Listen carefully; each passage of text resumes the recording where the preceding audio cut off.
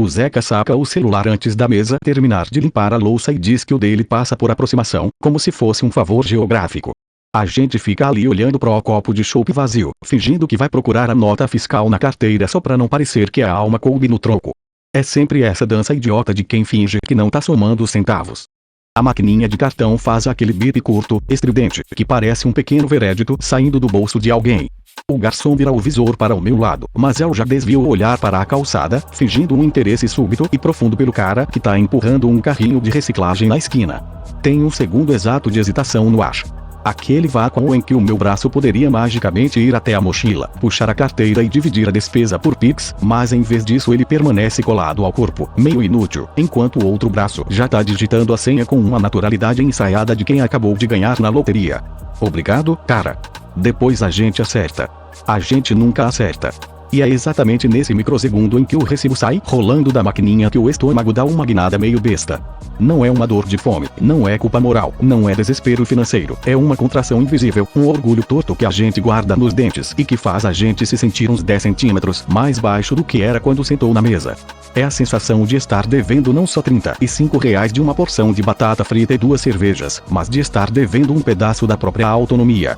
A gente cresce achando que a amizade adulta é sobre afinidade de gosto, sobre rir da mesma piada velha, sobre conseguir marcar um churrasco que todo mundo pode ir depois de 3 meses de cancelamento no grupo do WhatsApp. Só que ninguém avisa que, no meio do caminho, a amizade esbarra numas pedras invisíveis, chamadas extrato bancário, limite de crédito e aquela vergonha muda de admitir que a conta da luz veio um pouco mais alta do que o esperado neste mês. Tem uma cena clássica em Os Bons Companheiros, do Scorsese, que captura bem essa dinâmica de um jeito meio brutal. No filme, o Henry e os amigos frequentam aquele restaurante chique, o Copacabana, onde todo mundo vive de dar gorjeta graúda, pagar rodada para o bar inteiro e fazer a vida parecer um desfile perpétuo de abundância. Só que a certa altura fica evidente que o dinheiro não é só uma ferramenta de troca, ele é o placar de quem tem o controle da mesa. Quem paga, manda. Quem paga, define o tom da conversa, o tempo de permanência, o ritmo da noite. Quando você aceita o favor de alguém sem poder retribuir na mesma moeda, você abdica de um pedaço do seu lugar de igualdade. Claro que a gente não é mafioso dos anos 70, a nossa escala é bem mais modesta. A nossa máfia é o grupo de amigos do ensino médio que virou adulto e foi parar em realidades completamente diferentes. Tem o cara que passou num concurso público que paga bem, tem o que virou PJ e tá rezando para o cliente não atrasar a fatura, e tem você que tá equilibrando os pratos entre o aluguel, o supermercado e a farmácia do gato. Na teoria, a amizade devia ser imune a isso. Na prática, a conta chega junto com a fatura do cartão. Aí acontece esse fenômeno curioso. A generosidade do outro, que deveria ser um ato de carinho puro, começa a parecer uma pequena humilhação silenciosa. O seu amigo diz: deixa que essa eu pago, relaxar. E na sua cabeça traduz: eu sei que você tá apertado, seu pobre. Talvez ele nem tenha pensado nisso. Talvez ele só estivesse com pressa para ir embora, ou realmente quisesse ser legal, ou tivesse sobrado um troco no VR dele. Mas o cérebro humano é uma máquina espetacular de transformar qualquer gentileza alheia num atestado de insuficiência pessoal. A gente começa a fazer contas mentais desesperadas. Calculando o preço do chopp, o valor do estacionamento, o quilo do pão na padaria da esquina. O dinheiro deixa de ser apenas um meio de troca e vira a métrica secreta do nosso valor no mundo. Se eu não consigo pagar a minha própria cerveja, será que eu realmente mereço estar sentado aqui nessa mesa? Será que a minha presença ainda tem o mesmo peso ou eu virei um peso morto que os outros toleram por nostalgia? É o tipo de desconforto que a gente engole seco junto com o último gole de cerveja quente. A gente sorri, dá um tapinha no ombro do amigo, diz que na próxima rodada a gente assume, sabendo perfeitamente que na próxima rodada a desculpa vai ser a mesma ou a vergonha vai falar mais alto de novo. A gente prefere o silêncio do orgulho, ferido à transparência constrangedora de dizer em voz alta: cara, se eu pagar isso aqui, eu vou ter que pular o mercado até quinta-feira. O filósofo francês Georges Bataille, que gastou boa parte da vida pensando sobre como a gente lida com o dinheiro, o desperdício e a perda, dizia que a economia humana é sempre atravessada por uma espécie de teatro trágico. Para ele, o dinheiro não serve só para comprar coisas. Ele serve para estabelecer hierarquias invisíveis. Nas sociedades antigas, quem tinha muito exibia a riqueza, gastando de forma escandalosa, queimando excedentes, para mostrar que podia. Entre amigos, a dinâmica é invertida, mas o motor é o mesmo. Quem paga o extrato alheio está, inconscientemente, exercendo um poder simbólico sobre o outro. O ato de pagar é um ato de soberania. E o ato de aceitar, por mais carinhoso que seja o amigo, é sempre uma rendição sutil.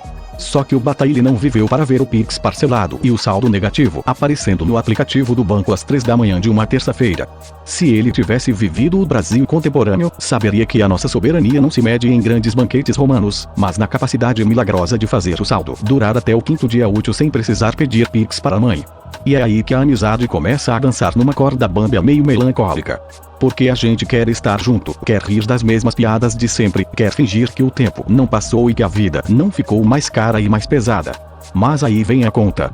E com ela, vem a pequena sensação de insuficiência que a gente leva para casa no banco de trás do Uber, olhando a cidade passar pela janela escura, pensando em como foi que a gente permitiu que um pedaço de plástico e uma senha de 4 dígitos pudessem estragar a leveza de uma noite que começou tão boa. A verdade é que a gente carrega essa conta imaginária muito tempo depois que a maquininha de cartão já foi guardada.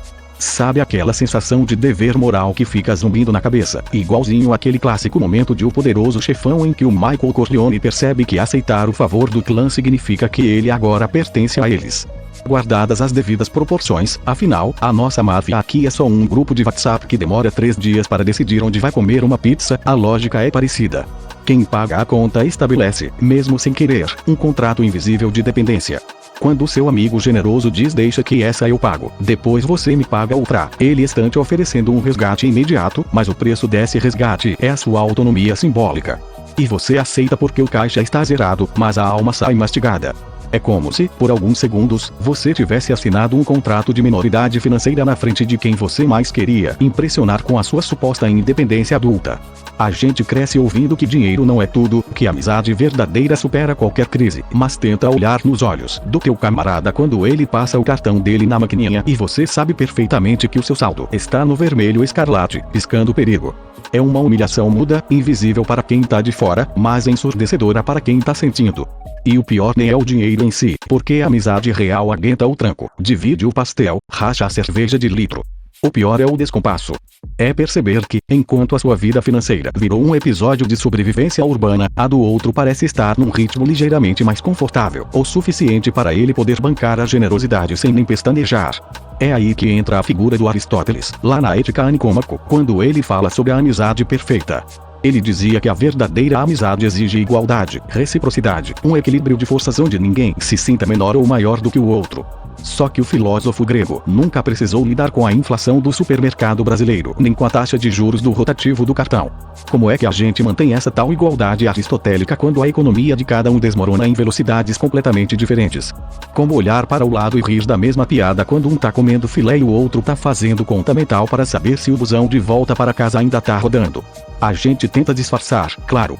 Dá aquela risadinha amarelo claro, faz piada autodepreciativa sobre estar na pindaíba, como se transformar a própria miséria em meme fosse um escudo protetor contra a vergonha. Ah, minha conta tá rindo da minha cara, a gente diz, enquanto o garçom traz o comprovante. E o amigo ri junto, de bom coração, sem maldade nenhuma, porque ele realmente só quis ajudar. E é isso que dói mais. A bondade genuína do outro só faz escancarar o tamanho da nossa própria carência. Se ele fosse um escroto, a raiva resolvia. Se ele cobrasse juros, a revolta ocupava o espaço da culpa. Mas não. Ele é um cara legal, ele só quis ser parceiro. E você fica ali, engolindo seco a generosidade alheia, sentindo que a sua parte na conta foi paga com seu próprio orgulho. No fim das contas, a gente sai do bar com a barriga cheia e o peito apertado, carregando o peso invisível de dever um favor que não tem como ser medido em reais. É o preço silencioso de tentar manter a dignidade intacta num mundo onde tudo tem etiqueta de preço, até os afetos mais sinceros. Mas olha, quer saber?